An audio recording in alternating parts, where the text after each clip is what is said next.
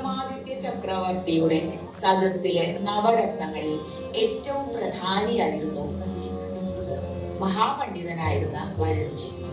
ഒരിക്കൽ സദസ്സിൽ വെച്ച് ചക്രവർത്തി ഒരു ചോദ്യം ചോദിച്ചു. രാമായണത്തിലെ ഏറ്റവും പ്രധാനപ്പെട്ട ശ്ലോകം ഏതാണ്? അതിലെ ഏറ്റവും മഹത്തരമായ വരി ഏതാണ്? സദസ്സിലെ പണ്ഡിതന്മാർക്ക് ആർക്കും അറിഞ്ഞില്ലെങ്കിൽ പോലും വരരുചിക്ക് ഉത്തരം അറിയും എന്നായിരുന്നു ചക്രവർത്തിയുടെ വിശ്വാസം.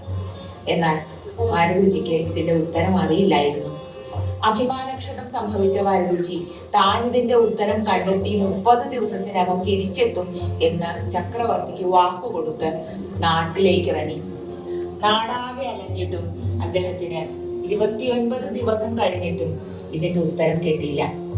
അവസാനം തളർന്ന അവശനായി നിരാശാബോധത്തോടെ ഇനി ഉത്തരം അറിയില്ല എന്ന് പറഞ്ഞുകൊണ്ട് കൊട്ടാരത്തിലേക്ക് തിരിച്ചു പോകുന്നതിലും ഭേദം ഇവിടെ കിടന്ന് മരിക്കുന്നതാണെന്ന് തീരുമാനിച്ച് ഒരാൾത്തറയിൽ കിടന്നു അത്രേ.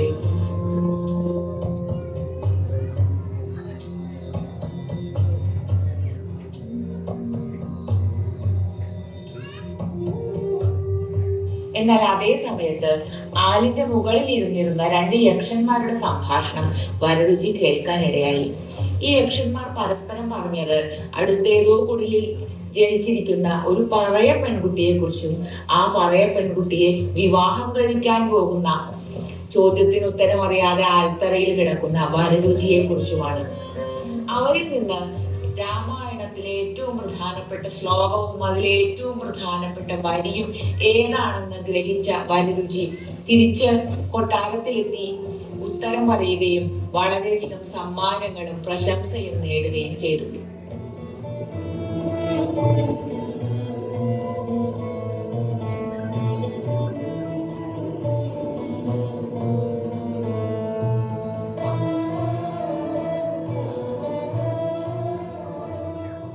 എന്നാൽ അതേസമയം ചക്രവർത്തിയിൽ നിന്ന് ഒരു വാക്കുകൂടി വരരുചി സമ്പാദിച്ചു. പറയക്കുടിലിൽ ജനിച്ചിരിക്കുന്ന പെൺകുട്ടി രാജ്യത്തിന് ആപത്തായതുകൊണ്ട് അവളെ വാഴപ്പോള കൊണ്ടുള്ള ചങ്ങാടത്തിൽ കിടത്തി തലയിൽ പന്തം കുത്തി പുഴയിൽ ഒഴുക്കാം എന്ന്. ഇത് അതേപടി പാലിക്കപ്പെടുകയും ചെയ്തു.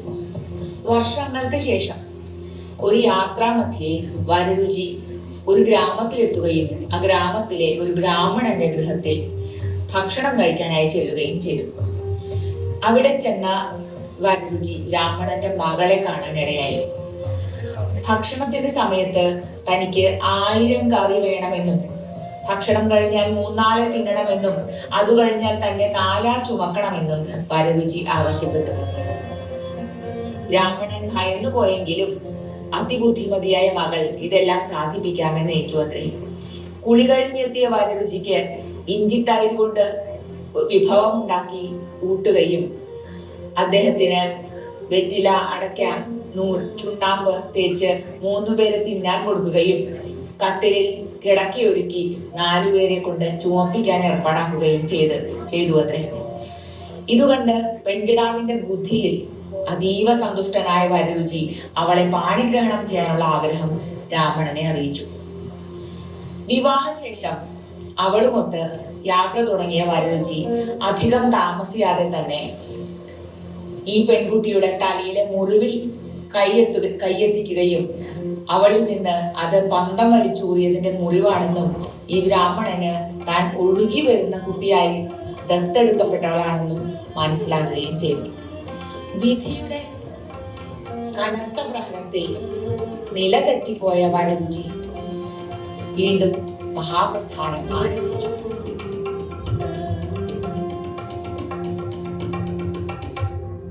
എന്നാൽ മഹാപ്രസ്ഥാനത്തിന് ഇറങ്ങിയ വരരുചിക്കൊപ്പം പാതിവ്രത്യത്തിന്റെ ഭാരവും ചുമന്ന് നടക്കാൻ വിധിക്കപ്പെട്ട ഈ പെൺകുട്ടി പിന്നീടുള്ള വർഷങ്ങളിൽ പലവട്ടം ഓരോ കുട്ടികളെ പ്രസവിച്ചു.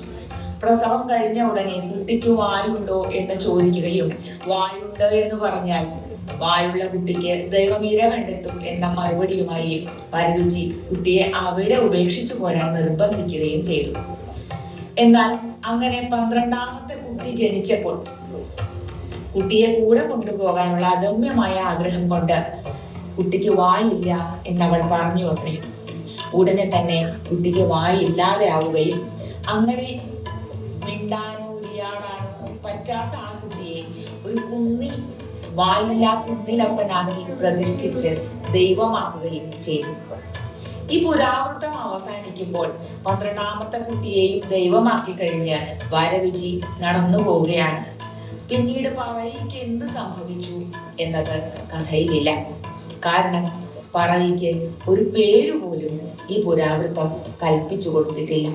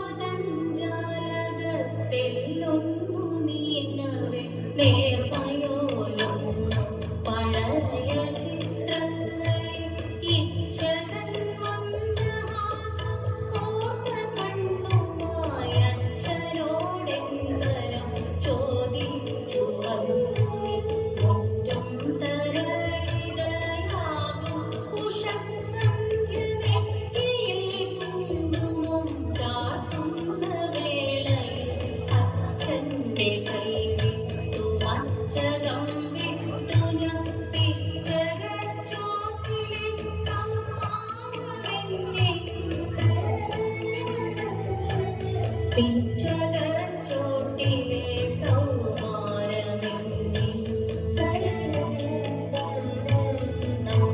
നമ്രാണിനിയാൻ നിമീലിതനേത്രയാൻ നിന്നിലേക്കെന്നിനു ചേർത്തുവച്ചിടവേ പറ്റിപ്പിടിച്ചു വളർന്നോരു വള്ളിയെ പൊട്ടിച്ചെറിഞ്ഞിട്ടു മാമരം മിന്നിയോ പൊട്ടിച്ചെറിഞ്ഞിട്ടു മാമരം മിന്നിയോ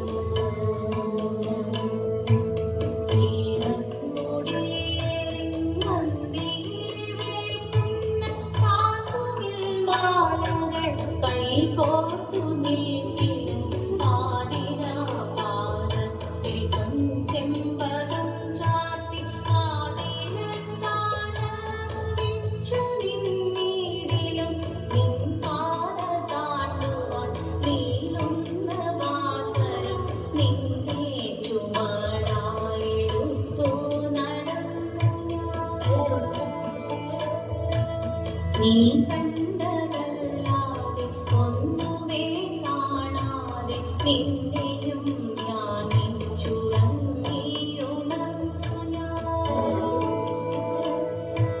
നിന്നെയും ധ്യാനിച്ചുറങ്ങിയുണർന്നു നിന്നെയും ധ്യാനിച്ചുറങ്ങിയുണർന്നു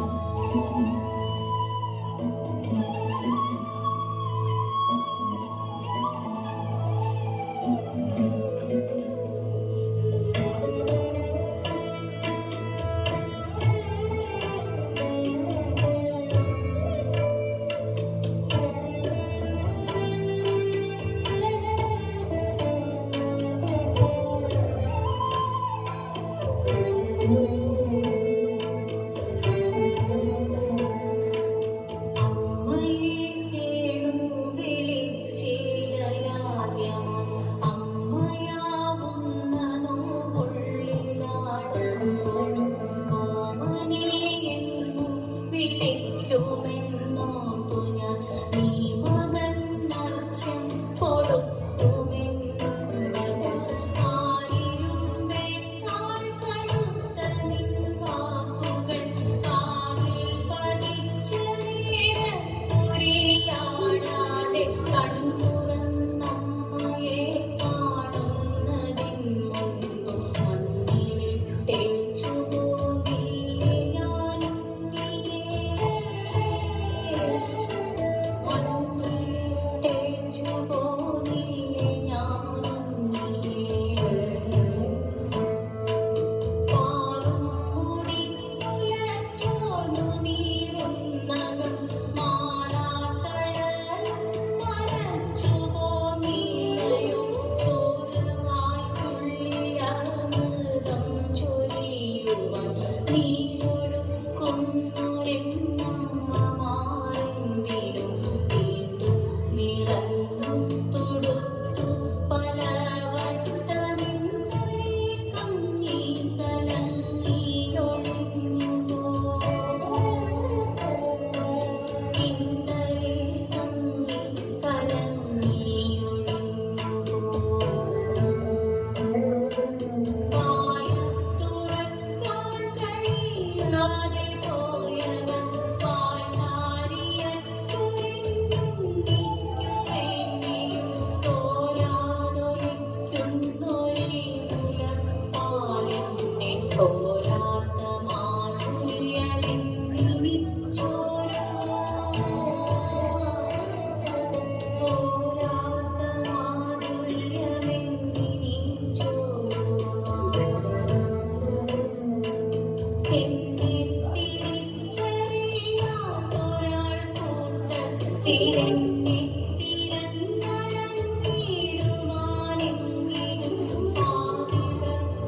മുത്തിന്റെ കാണാത്ത നൂലുനി പാദത്തിൽ വയ്ക്കാതെ പോകുന്നതെങ്ങനെ? പാദത്തിൽ വയ്ക്കാതെ പോകുന്നതെങ്ങനെ?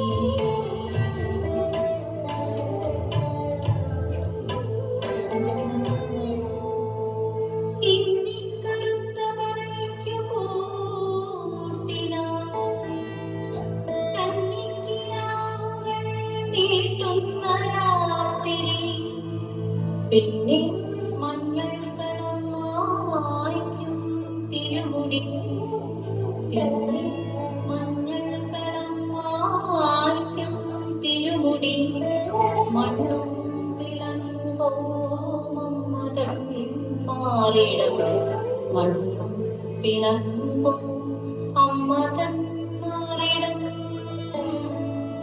മണ്ണും പിളർന്നു അമ്മതൻ മാറിടം.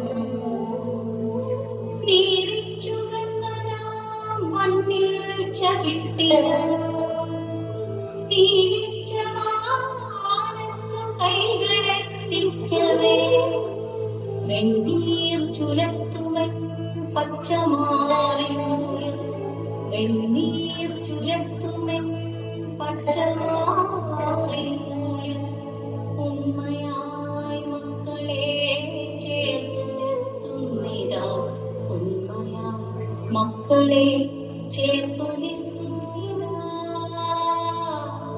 ഉണ്മയായി മക്കളെ ചേർത്തു നിർത്തുന്നിതാ.